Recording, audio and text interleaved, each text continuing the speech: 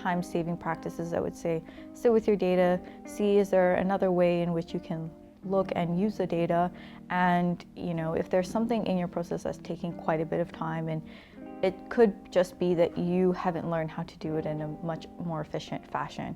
So go online and try and see if there's a better way to do what you're doing. So for instance, for me, we're working a lot with Excel, and before this project, I wasn't using Excel in the way that Sarah is using it. So I found that for me, it was a lot easier to just go online and try and see, okay, what's the fastest way to do X, Y, Z? And then, adopt that practice, as opposed to just like sitting with the data and just clicking through, and it's not efficient. We talked a lot about Zotero, and I think definitely if we had started with any sort of software like that initially, I think that would have been helpful. For starting process, I think even starting with OneDrive would have been helpful, but it wasn't available. Willingness to even ask also your peers about things that you do not understand during the training will also help. It serves as a good tool to help you solve some of these challenges. Yeah, there were a number of times I will bump into Moyo, and then I have to ask Moyo, this thing that we were asked to do, can you help me? What exactly are we supposed to do? If you do have that initial training almost packaged together for when someone comes on board, I recognize how much time can be saved. So for example, with this project with onboarding Carly, we didn't have those tools really in place. And I think that it can be well seen that at times she struggled to understand what the larger project was.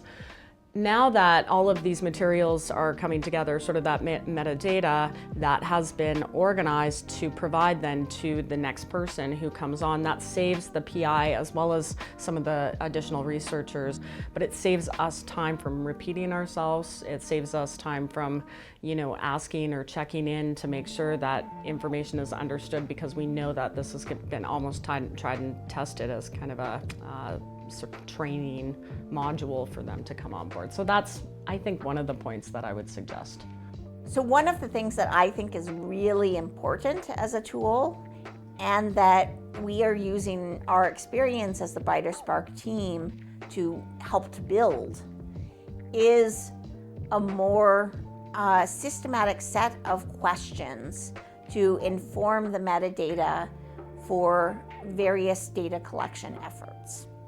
We are really hoping that through our process of reflecting on what we documented and what ended up in the analysis, what ended up feeling important to understanding the data itself, we are going to get better at narrowing down what elements of context strike us as important, and then trying to think about that not just within our projects, but across a wide variety of more qualitative and mixed methods research. Think about data management in that context, that in fact, if I don't manage it well, then my data is invalid, or could possibly be invalid because you're just mishandling it.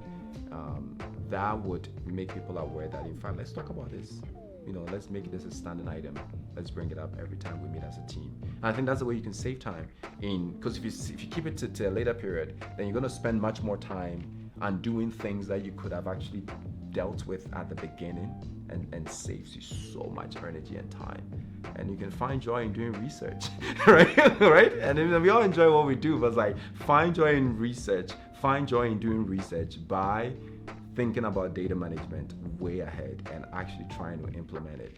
So I'm trying to think of what would have been more helpful at the start. I think knowing the resources at McMaster to help you, like Danica is here, like there's like a whole infrastructure to help. So I think what would have been helpful at the start is already there, and I think just knowing about it. I would say we do consultations, and we're not alone. So if you're at a different university, usually there's someone whose key role is research data management, and they're there to help you and support you. So they can recommend things like the Data Management Plan Assistant, which helps you kind of plan for your data management. They can help you choose a repository.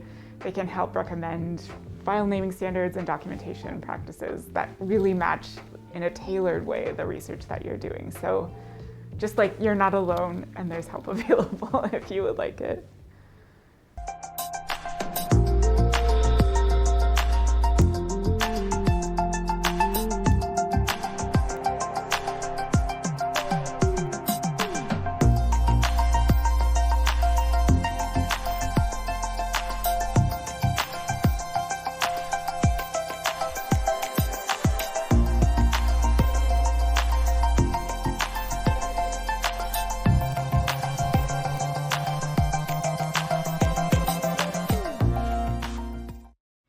This series is brought to you by Spark, a Center for Social Research Innovation.